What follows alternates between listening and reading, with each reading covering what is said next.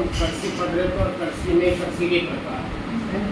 इसमें सबसे पहले हमने पढ़ा था प्रारंभिक जीविका निर्वाह कर्सी, और इसमें हम पढ़ रहे हैं स्थानांतरित कर्सी कितने प्रकार की होती है और ये कहाँ पर किस किस नाम से जानी जाती है।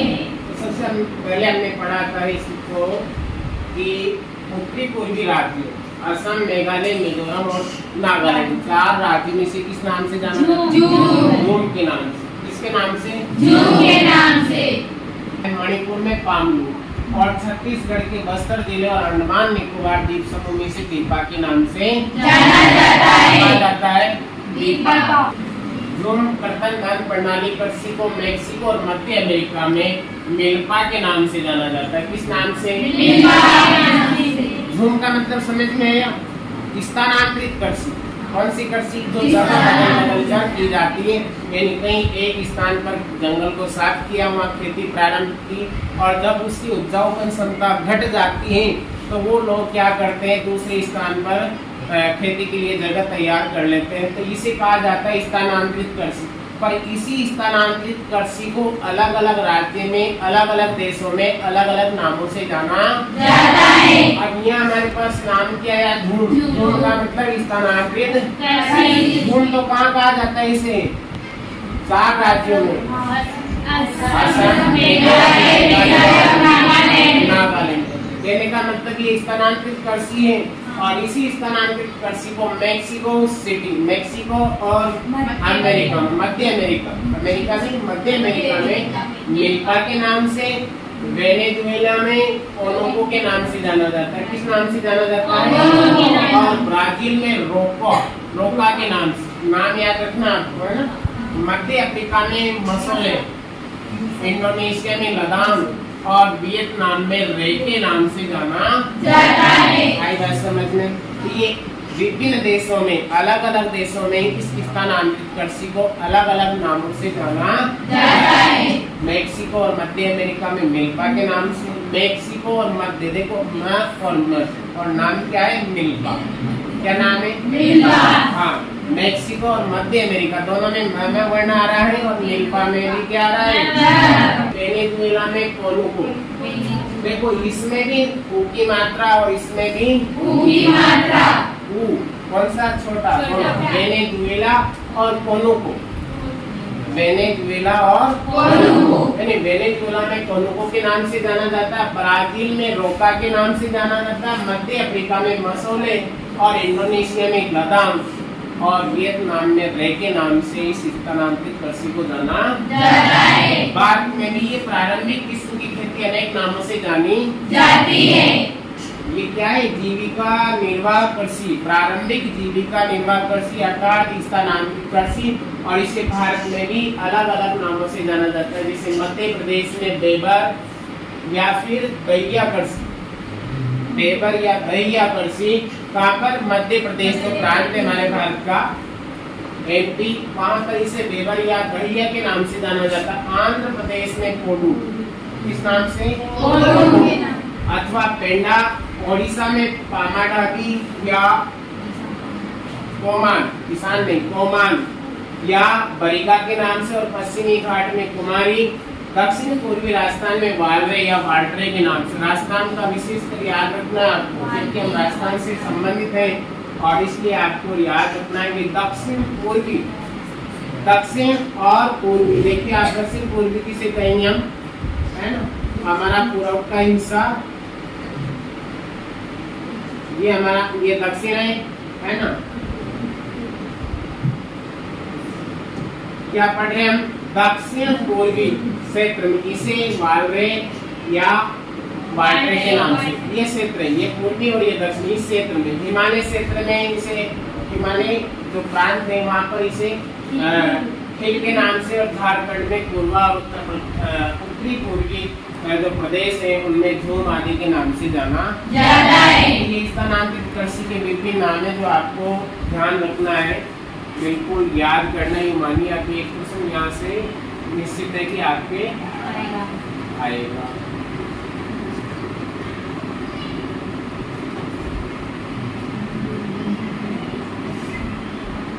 अंडरलाइन करते हुए चलना।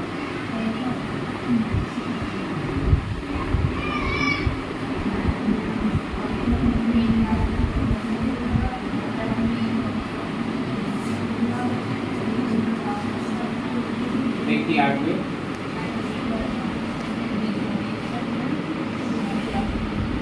वाणिज्यिक कृषि। देखो आजकल क्या खेती से ज्यादा पैदावार लेने की प्रयास में हर किसान रहता है कि मेरे ज्यादा से ज्यादा उत्पन्न हो, कोई चाहे कोई सी भी फसल हो और उसके लिए वो चाहे कुछ भी करे। लिखा हुआ है यहाँ पर किसान वैकल्पिक रोजगार न होने का कोई विकल्प नहीं खेती के अलावा हमारे पास किसानों के पास। तो जो सीमित भूमि होती है 4 बीघे 1 हेक्टेयर 2 हेक्टेयर जो भी है हमारे पास, उसी में हम क्या है बार फसल करते हैं और ज्यादा से ज्यादा पैदावार लेने का प्रयास करते हैं, अधिकतम पैदावार लेने की कोशिश करते हैं। अतः कृषि जो भूमि है उस पर बहुत ज्यादा दबाव। कौन सी भूमि पर? कृषि भूमि पर बहुत ज्यादा दबाव, क्योंकि हर किसान चाहता है कि मेरे ज्यादा से ज्यादा पैदावार हो, चाहे उसे किसी प्रकार के रासायनिक उर्वरक का छिड़काव करना पड़े, विभिन्न प्रकार की जो कीटनाशक है उनका प्रयोग करना पड़े, पर फसल ज्यादा से ज्यादा और चाहे क्वालिटी उसमें कुछ ना हो, गुणवत्ता न हो, लेकिन क्वांटिटी ज्यादा चाहिए, पैदावार ज्यादा चाहिए। तो उसे खुद नहीं खाने वाले जाने, वो तो दुनिया भर के जो भी है उर्वरक उनका प्रयोग करता है और 5 क्विंटल की अपेक्षा वो 10 क्विंटल निकालने का प्रयास करता है और उससे भी ज्यादा अगर निकले तो वो चाहता है कि और ज्यादा निकले। हर साल उसके लालच बढ़ता जाता है, तो उसके पास रोजगार का कोई दूसरा विकल्प नहीं है। वाणिज्यिक कृषि देखिए आप, इस प्रकार की कृषि के मुख्य लक्षण आधुनिक निवेशों जैसे अधिक पैदावार देने वाले बीजों, रासायनिक उर्वरकों और कीटनाशकों के प्रयोग से उच्च पैदावार प्राप्त करना है। वाणिज्यिक कृषि क्या होती है? जैसे वाणिज्यिक कृषि में क्या करते हैं, अच्छी क्वालिटी के बीज लाते, गुणवत्ता युक्त है ना, महंगे बीज। लिखा हुआ है यहाँ पर आधुनिक निवेशकों जैसे अधिक पैदावार देने वाले बीज करने पर। हर किसान चाहता है कि बीज अच्छे हो, क्या हो? बीज अच्छे हो, तो पैदावार भी अच्छी हो। अगर बीज ही एक्सपायरी डेट का है तो पैदावार क्या होगी? तो बीज अच्छे क्वालिटी के होने चाहिए, हर किसान यही चाहता है। रासायनिक उर्वरक जो बाजार में उपलब्ध है दुकानों पर और कीटनाशकों के प्रयोग से उच्च पैदावार प्राप्त करना, चाहे उसे कुछ भी करना पड़े वो करता है, चाहे कितना ही पैसा खर्च करना पड़े पर वो पीछे नहीं है। और पड़ोसी को देख कर ज्यादा करता है ना, भले वो दवाई काम की नहीं लेकिन फिर भी उसका छिड़काव।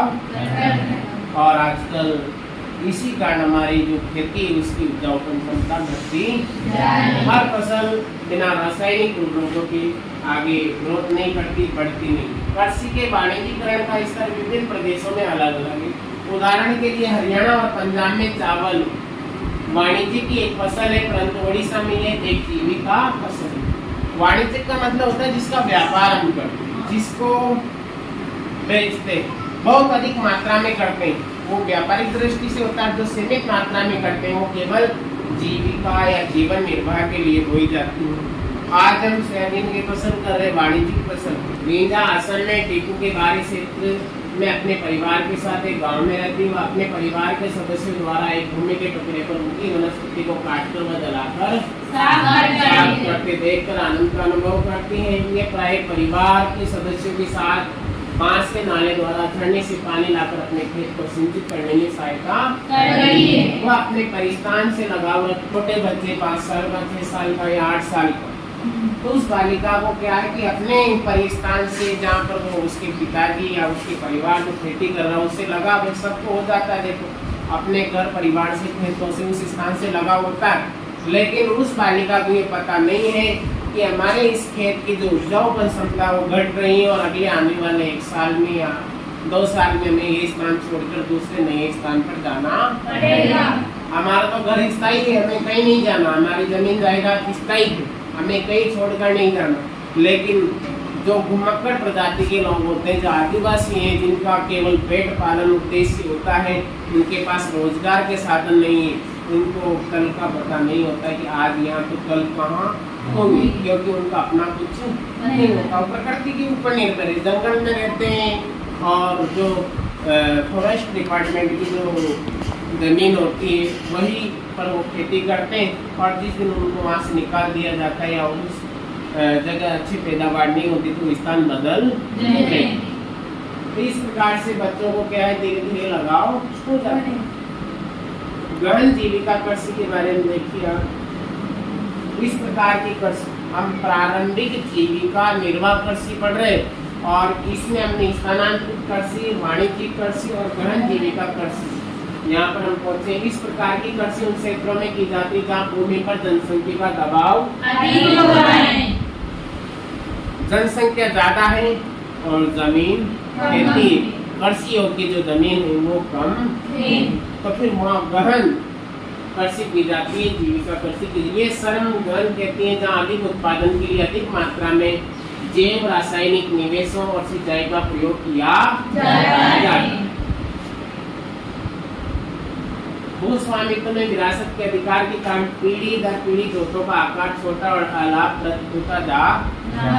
देखिए भूस्वामित्व में विरासत का मतलब होता है पैतृक संपत्ति। पिताजी से हमारे बड़े बुजुर्ग जो दादा दादी थे उनकी जो प्रॉपर्टी थी, जमीन जायदाद थी, वो हमारे पिताजी के नाम आती है, क्योंकि पैतृक संपत्ति पिताजी के बाद में बेटे को प्राप्त होनी और उसके बाद में जो उनके बेटे होंगे उनको प्राप्त होनी। पहले पिताजी और 2 भाई थे और 20 बीघा जमीन हुआ करती थी, दोनों के 10-10 आई, लेकिन अब दोनों के 2-2 हो गए। तो वो जो जमीन है हमारे दादाजी की वो हमारे पिताजी के आदमी कितने देंगे 5 की, क्योंकि 5 हमारे अंकल या ताऊ के जानिए जो है। अब उसके बाद में फिर उनके 2-2 हो गए, बोलो अब कितनी होगी, फिर उनके 2-2 हो गए, बोलो कितनी होगी, 1.5 सवा बीघा जमीन होगी। मतलब उनके वापस आने वाली संतान को केवल रहने का घर ही प्राप्त होगा। तो भू जोतों का आकार घटता जा रहा है जनसंख्या या पैतृक संपत्ति होने के कारण, क्योंकि जमीन बढ़ाई नहीं जा सकती है, जनसंख्या बढ़ाई जा सकती है और बढ़ रही है ना। जमीन घटती जा रही है, जमीन है उतनी लेकिन कौन बढ़ते जा रहे, जनसंख्या बढ़ती जा रही। और इसी कारण भूस्वामित्व में विरासत का अधिकार होता है, पिता की संपत्ति बेटे के नाम और बेटी जो भी संतानें हो। मैं नहीं कहता कि बेटे के नाम ही, अधिकार सबका बराबर चाहे बेटा हो या बेटी हो। और पीढ़ी दर पीढ़ी जोतों का आकार छोटा और लाभप्रद होता जा रहा है। आप अपने पारिवारिक जो संपत्ति है दादाजी से और आज तक देखिए आपके कितनी आदमी, पता लग जाएगा आपको कि कैसे पैतृक संपत्ति होती है। वाणिज्यिक कृषि हमने पढ़ी, अब आती है रोपण कृषि। क्या आती है? रोपण कृषि एक प्रकार की वाणिज्यिक खेती। रोपण का मतलब जिसे रोपा जाता है, रोपण कृषि का मतलब रोपण जिसे रोपा जाता है। एक तो फसल बोई जाती है जुताई कर, एक फसल रोपी जाती है ना, दोनों अलग अलग चीजें। और ये भी एक वाणिज्यिक खेती। इस प्रकार की खेती में लंबे चौड़े क्षेत्र में एकल फसल बोई जाती है, एक ही फसल लंबे चौड़े क्षेत्र में बोई जाती है। रोपण कृषि और उद्योग और कृषि के बीच एक अंतराप्रस्थ है। रोपण कृषि व्यापक क्षेत्र में की जाती है। देखिए खेती क्या है, बहुत बड़े भूभाग में की जाती है। कौन सी कृषि? रोपण कृषि बहुत बड़े भूभाग में की जाती है, जो अत्यधिक पूंजी और सहयोगों की सहायता से की जाती है। इसमें पूंजी भी ज्यादा निवेश होती है और मेहनत की, श्रम का मतलब परिश्रम की भी बहुत आवश्यकता होती है, अर्थात मजदूरों की भी बहुत ज्यादा जरूरत होती है। एक एक पौधा हाथ से लगाया जाता है, एक एक पौधे की सेवा की जाती है, बहुत सार संभाल की जाती है, तब जाके रोपण कृषि अच्छा उत्पादन देती है। ये कृषि बहुत बड़े व्यापक क्षेत्र में बोई जाती है और इसमें पूंजी भी निवेश ज्यादा होती है और आमदनी भी ज्यादा होती है। खर्चा ज्यादा तो आमदनी भी ज्यादा है, मेहनत ज्यादा है तो फायदा भी ज्यादा है, सब चीजें। देखिए आगे, इससे प्राप्त सारा उत्पादन उद्योग में कच्चे माल के रूप में प्रयोग होता है। रोपण कृषि से प्राप्त उत्पादन सारा कच्चे माल के रूप में कहा जाता है उद्योग। जैसे भारत में चाय, कॉफी, रबड़, गन्ना, केला इत्यादि महत्वपूर्ण रोपण फसलें। आपसे पूछा जाए कि हमारे भारत की प्रमुख रोपण फसलें कौन कौन सी, का बताइए।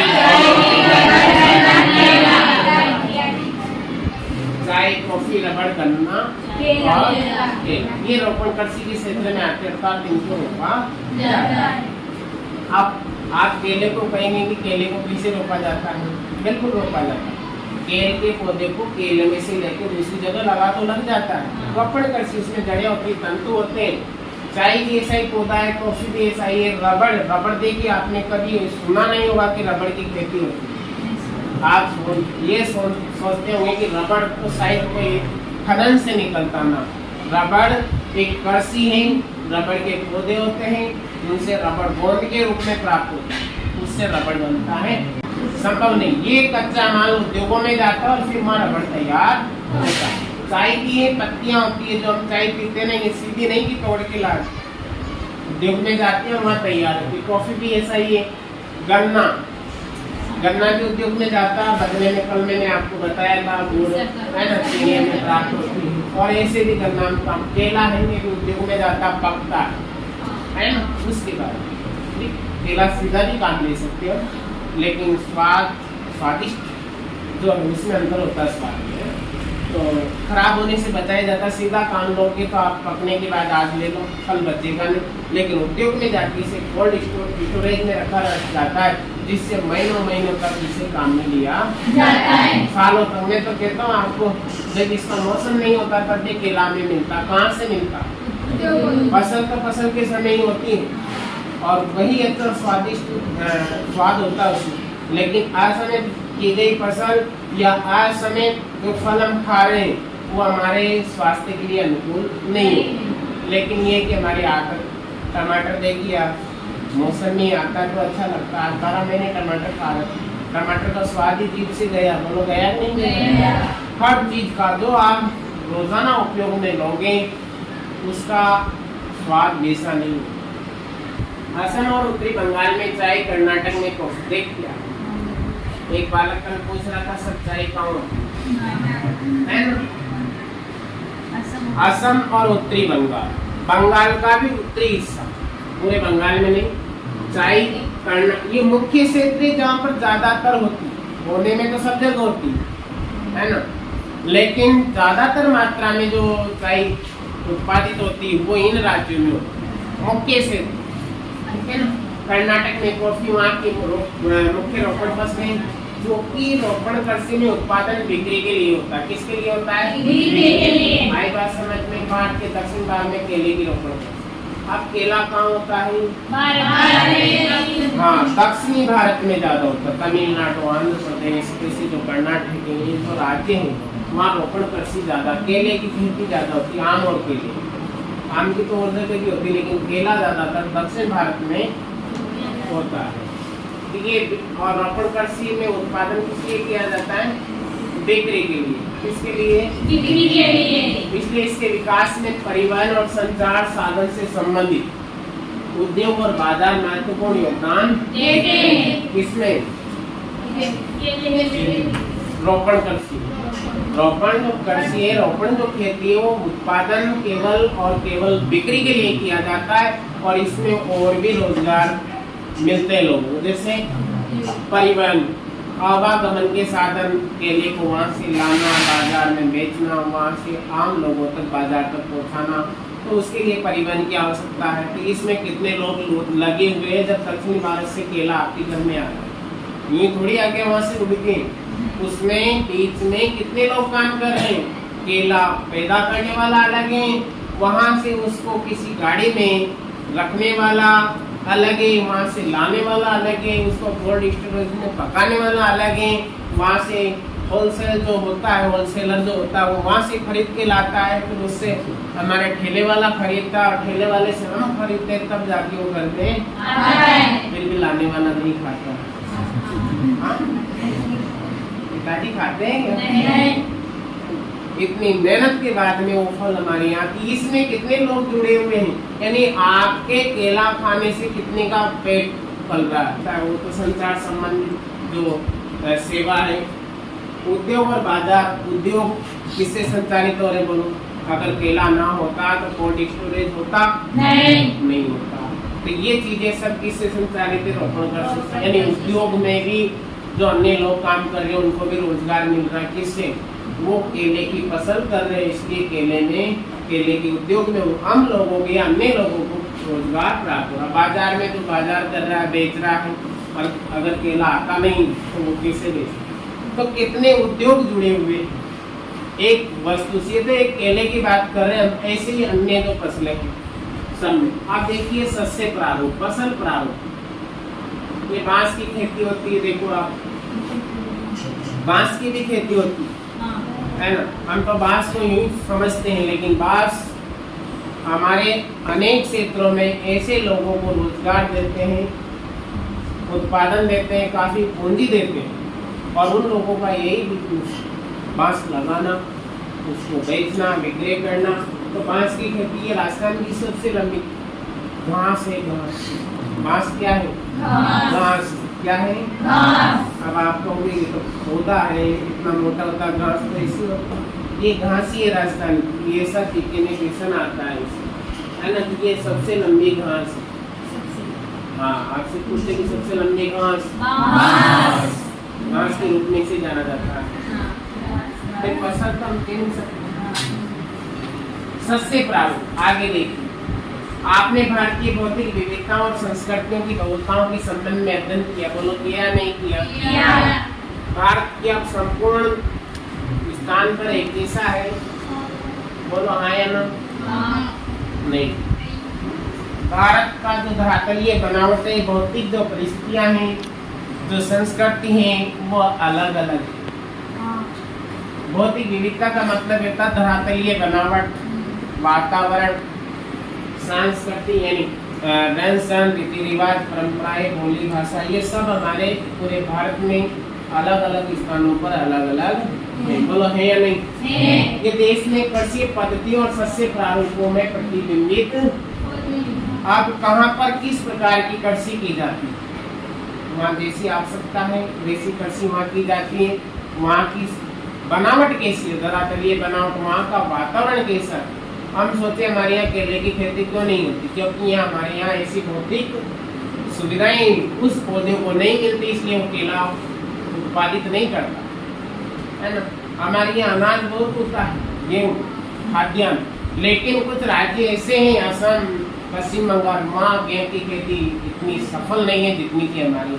वहाँ जो चाय होती है वो हमारे यहाँ नहीं होती, क्योंकि चाय को जो भौगोलिक अनुकूल विशेषताएं चाहिए होती वो वहीं मिलती हैं पहाड़ियों में, हमारे यहाँ नहीं। और गेहूँ को जो तापमान, जो पानी, जो सिंचाई चाहिए होती है, और जो परिश्रम, साथ मेहनत की आवश्यकता होती है, वो वहाँ उपलब्ध न। तो ऐसा धरातल है, न ऐसी वातावरणीय परिस्थितियाँ हैं, इसलिए वहाँ पर वो फसलें नहीं होती।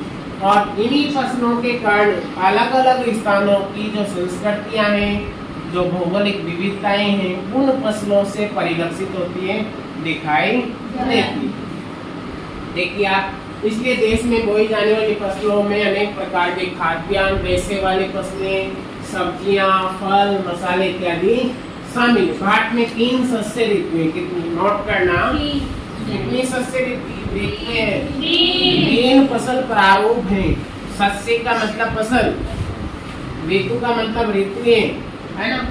3 सस्य ऋतुएं यानी 3 प्रकार के फसल प्रारूप हमारे भारत में प्रचलित है, जो इस प्रकार है: रबी, खरीफ और जायद। कितने प्रकार के? हाँ, रबी, खरीफ और जायद। अब रबी की बात करें, एक एक को समझे आप। रबी फसलों को शीत ऋतु में अक्टूबर दिसंबर के मध्य तो बोया जाता है, और काटा कब जाता है?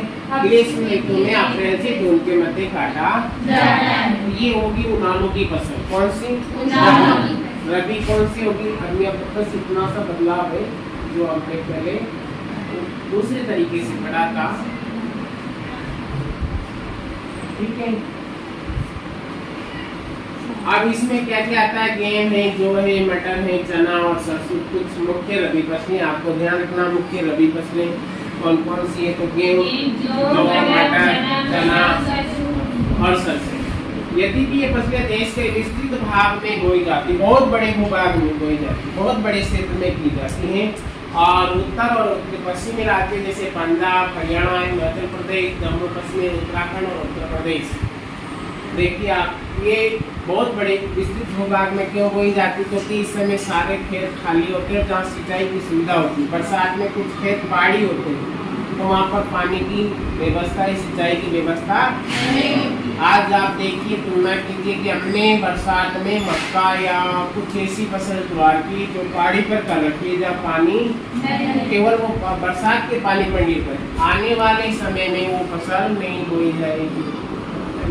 और कुछ फसल ऐसी है कि हमारे नदी किनारे का खेत है 20 बीघा और उसमें नदी का पानी आता है, इसके 20 बीघा खाली और 1 बीघा हमारे वहाँ उस पहाड़ी पर है। तो अभी क्या है, नीचे की जो समतल जमीन है वो खाली है, लेकिन आने वाले समय में वो जमीन पानी के डूब में नहीं आएगी, इसलिए वहाँ फसल करेंगे और वहाँ नहीं। तो कुछ क्षेत्र ऐसे होते हैं जहाँ फसल खराब हो जाती है बरसात में, समतल भूभागों में, नदी किनारे के भागों में, या जहाँ पानी बढ़ता है तो फसल का भू क्षेत्र कम होता है।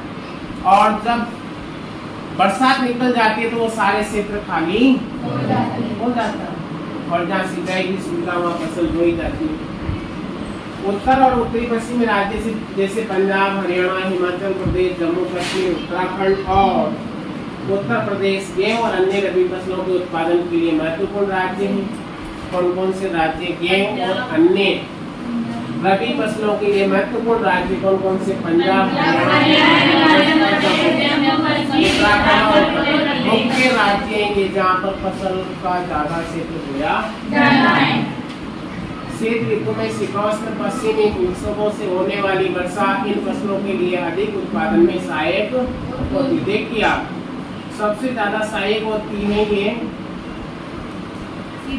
हाँ, जो हमारे पश्चिमी विक्षोभों से जो बरसात होती है, जिसे मावट के नाम से जानते हैं। किस नाम से जानते हैं? और ये मावट क्या है? उस समय अगर कहीं सिंचाई की सुविधा हमें नहीं है तो वो पानी हमारे लिए लाभदायक और हमारी फसल बची रहती है, खराब नहीं होती। तो मावट पश्चिमी विक्षोभों से लौटते हुए मानसून से होने वाली वर्षा को मावट के नाम से जानते हैं। और इसी ऋतु में होती है, बड़े दिनों की छुट्टियां लगती है ना, उस समय बरसात होती है दीपावली के बाद में, और दिसंबर, नवंबर दिसंबर में बरसात होती है। बहुत सी बार जनवरी फरवरी में भी होती है। तो वो मावट है, क्या है? उसमें ओले गिरते हैं, बिजलियां कड़कती हैं, नुकसान भी होता है तो फायदा भी। ज्यादा होती है तो नुकसान होता है, ओले गिरते हैं, नहीं गिरते काला पड़ जाता है। तो लेकिन लाभदायक भी, जहाँ पानी की कमी है वहाँ वो फायदा पहुँचता है। आगे देखिए, इन फसलों के अधिक उत्पादन में सहायक होते पंजाब, हरियाणा, पश्चिम उत्तर प्रदेश और राजस्थान के कुछ भागों में हरित क्रांति की सफलता भी उपयुक्त रबी फसलों के वृद्धि में एक महत्वपूर्ण कारक है। हरित क्रांति, देखो हरित क्रांति हम पढ़ेंगे, थोड़ा विस्तृत इसके बारे में चर्चा करेंगे। हरित क्रांति एक ऐसी क्रांति है जो हमारे कृषि क्षेत्र में आई है। पुराने तरीके से खेती करने के, जो हमारे पुराने तरीके से जो खेती करते थे, उन तरीकों से खेती कम क्षेत्र में और कम उत्पादन होता था। नए तरीके इस्तेमाल, नई तकनीकी लाने के कारण यंत्रों के द्वारा खेती की जाने लगी। ज्यादा क्षेत्र में, ज्यादा भूभाग में खेती की जाने लगी और पैदावार भी ज्यादा और समय की भी बचत हुई है, परिश्रम की भी बचत हुई है। किससे? यंत्रों से खेती करने से, है ना। आज रासायनिक उर्वरक आए कि किसकी देन? हरित क्रांति की देन। इसलिए आज हम मनचाहा उत्पादन प्राप्त कर रहे हैं। अगर ये हरित क्रांति ना होती तो हमारे जो उत्पादन है वो सीमित मात्रा में होता, इतना बढ़ चढ़कर उत्पादन हम नहीं ले पाते। आज हम जो खेती कर रहे हैं सैकड़ों बीघे, वो उस समय नहीं हुआ करती थी पुराने तरीकों से, क्योंकि हम साधारण तरीके से खेती किया करते थे। लेकिन जब यंत्रीकरण हुआ तो हमारे पास विभिन्न खेती के साधन आ गए और उन साधनों से खेती करना आसान हुआ और पैदावार भी हमारी बढ़ी। इसके बाद में हम अगले क्लास में पढ़ेंगे।